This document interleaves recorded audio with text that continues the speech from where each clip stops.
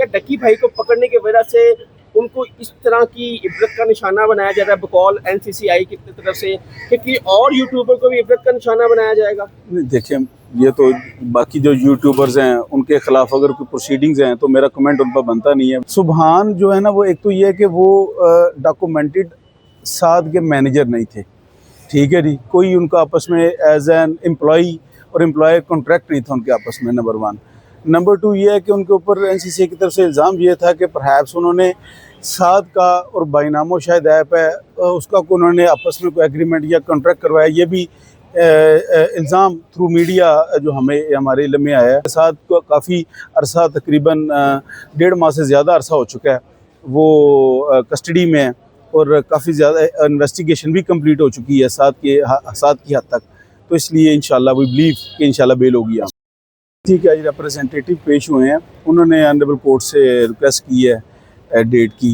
तो उसमें अरूप साहिबा की डेट हुई है 8 अक्टूबर और साथ की भी डेट उनके साथ ही प्रॉबेबली जारी। तो फिर हमने रिक्वेस्ट करके तो ऑनरेबल कोर्ट को की ये रिक्वेस्ट कि इसको शॉर्ट फरमाया जाए, क्योंकि वो पोस्टस बेल है, साथ की ये प्रीवियस बेल है।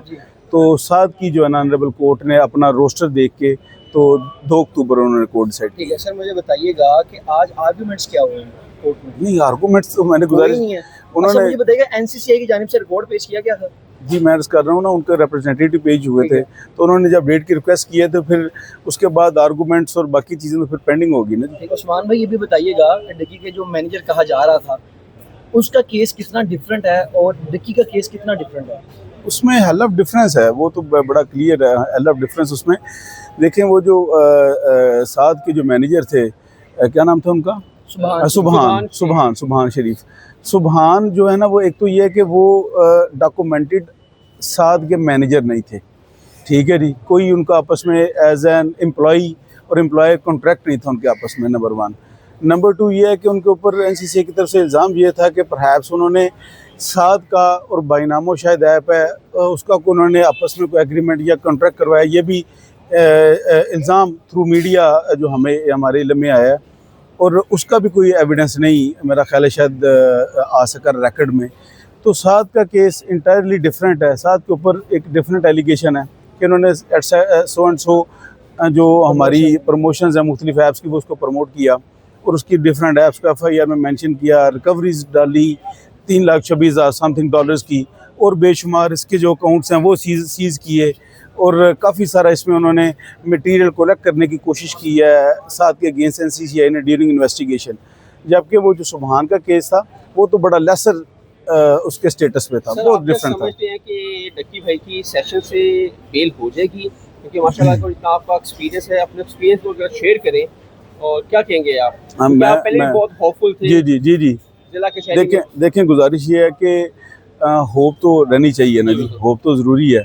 और इंशाल्लाह जैसे मैंने अर्ज़ किया था कि जो केस की स्टेटस है, जो केस की सिचुएशन है और स्पेसिफ़िकली जो इसके फैक्ट्स हैं और जो इसके रेलेवेंट लाज हैं वो उसको सामने रखें तो इंशाल्लाह हमें बड़ा कभी यकीन और उम्मीद है कि सेशन कोर्ट से इंशाल्लाह हमें रिलीफ मिलेगा और इंशाल्लाह यहाँ से बेल होगी साद की, क्योंकि साद को काफ़ी अरसा, तकरीबन 1.5 माह से ज़्यादा अरसा हो चुका है वो कस्टडी में है और काफ़ी ज़्यादा इन्वेस्टिगेशन भी कंप्लीट हो चुकी है साद की हद तक।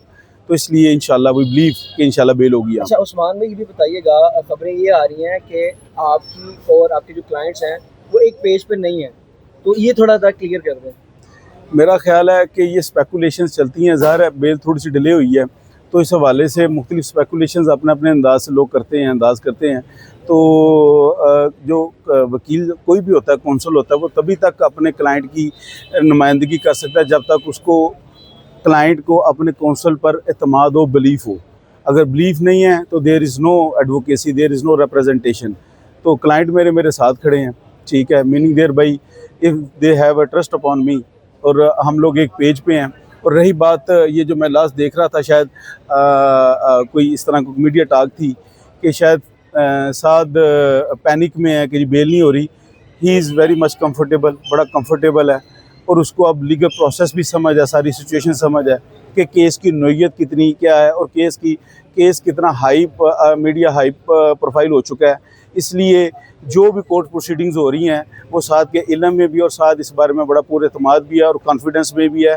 और हम लोग और साथ और जो रूब हैं वो सारे आपस में डिस्कस करके एक पेज के ऊपर लीगल प्रोसीजर को लेके चल रहे अच्छा हैं। उस्मान भाई, मैंने ये सवाल इस वजह से किया है क्योंकि ना फयाज रामे से मेरी बात हुई थी, उनका ये कहना था कि डकी ने आपको आर्ग्यू करने से रोक दिया था जिला कचहरी में, तो इस हवाले से ये मैंने सवाल किया आपसे। देखें वो जो रामे भाई हैं मेरे छोटे बड़े अच्छे हमारे दोस्त हैं, छोटे भाई हैं, लेकिन एक तो मेरी गुजारिश ये होगी कि जो क्लाइंट और कौंसल की डिस्कशंस होती हैं ये कभी भी नहीं करनी चाहिए, क्योंकि ये हमारा जो लीगल प्रैक्टिसिंग बार जो हमारी एथिक्स हैं वो सबसे पहले हमें इस चीज़ का बाउंड डाउन करते हैं कि जो क्लाइंट की सीक्रेसी है that needed to be kept in properly, तो वो कभी भी डिस्क्लोज नहीं होनी चाहिए। तो इसलिए कभी भी वो डिस्कशंस को नहीं मीडिया पर डिस्कस करना। दूसरी बात, वो साथ को इस हवाले से था, बल्कि आप तो कह रहे हैं ना कि वो कुछ देश के जो बेल नहीं हो रही, वो साथ हमें ये कह रहा था कि उस्मान भाई इसको थोड़ा सा मजीद डिले कर ले। रीज़न क्या बताई उन्होंने साथ? रीज़न उसको शायद देखा की अपनी स्ट्रैटेजी है जो उनसे डिस्कस भी की और सारी इस चीज़ पे ही इज़ प्रॉपरली कन्विंस्ड कि हमें अपने फोरम जो हैं उनको अवेल करना चाहिए इन टाइम। उस्मान भाई, ये हमेशा बात होती है 3,24,000 समथिंग डॉलर की, तो एक इन्फ्लुएंसर के लिए कितना मुश्किल होता है जब वो 10 साल से काम कर रहा हो, उसके अकाउंट्स में से इतनी अमाउंट निकलना कोई बड़ी बात नहीं है, तो ये क्यों इस तरह की बातें हो रही हैं? देखिए, मैं पहले भी इस चीज़ पर अर्ज़ कर चुका हूँ, कोर्ट में भी हमने ये डिस्कस किया था, आर्गू किया था कि वो 3,26,400 डॉलर जो इन्होंने सीज़ किए हैं ड्यूरिंग इन्वेस्टिगेशन, तो उसकी ये तो at the time of trial उसको सेग्रीगेशन होगी उसकी कि क्या वो जो अमाउंट है वो किसी ऐप से ट्रांजैक्शन है या साथ की अपनी जो यूट्यूब और के ज़रिए प्रॉपर इनकम है। इसलिए ये एक अभी तक चीज़ें क्लैरिटी नहीं है और यही चीज़ इस केस को फर्दर प्रोब एंड इंक्वायरी का केस बनाते हैं और केस को फिट केस ऑफ बेल बनाते हैं। सर, आपने कहा है कि ये हाई प्रोफाइल केस है और हाई प्रोफाइल नहीं बना दिया गया है। कौन बना रहा है इसको, कौन देख रहा है, जहाँ से इशारे हो रहे हैं, आपके समझते अभी तक डकी भाई की जमानत ना होना, अप्रॉक्सीमेटली 1.5 मंथ तो हो गया होगा तकरीबन, आपके समझते कहाँ पे लैक ऑफ आपकी आई है, मसला आया है जहाँ पे डकी भाई का केस थोड़ा सा ख़राब हुआ है? देखें, गुजारिश ये है कि देखें मैटर कोर्ट ऑफ लॉ में है, सब जुडिस है, ठीक है, इन्वेस्टिगेशन जो अदारा है, एजेंसी है, उन्होंने अपनी इन्वेस्टिगेशन की है, अब मैटर कोर्ट ऑफ लॉ में है और इंशाल्लाह कोर्ट ऑफ लॉ से रिलीफ मिलता है और रिलीफ मिलेगा इंशाल्लाह। हिस्ट्री का सबसे लंबा रिमांड दिया गया है, ठीक है, आप इसके बारे में क्या? रिमांड के हवाले से डिटेल डिस्कशंस हो चुकी हैं बड़ी सारी, और उस बारे में सारे दोस्त आप लोग भी मीडिया रिपोर्टर हैं, आपके इल्म में हैं, जो आर्गूमेंट्स होते थे उसके बावजूद रिमांड होता था, लेकिन मेरा ख्याल है हमें आगे चलना चाहिए। आपके समझते हैं कि डकी भाई को पकड़ कर मुख्तलिफ यूट्यूबर या टिकटॉकर इन्फ्लुएंसर को इतना घेरा तंग नहीं हो रहा जितना डकी भाई? क्या डकी भाई को पकड़ने की वजह से उनको इस तरह की इबरत का निशाना बनाया जा रहा है बकौल NCCI की तरफ से कि और यूट्यूबर को भी इबरत का निशाना बनाया जाएगा? देखिए, ये तो बाकी जो यूट्यूबर्स हैं उनके खिलाफ अगर कोई प्रोसीडिंग्स हैं तो मेरा कमेंट उन पर बनता नहीं है, वो मैटर जी प्लीज, क्योंकि ना अब ये बात कर रहे हैं निशान इबरत की बाकी यूट्यूबर्स की, तो एक उनके डकी भाई के फ्रेंड भी हैं, बाबा ओपी आई थिंक नाम है उनका, असन नदीम मुगल, हाँ, वो भी NCCI ने उनको गिरफ्तार किया, वो क्या कहानी है?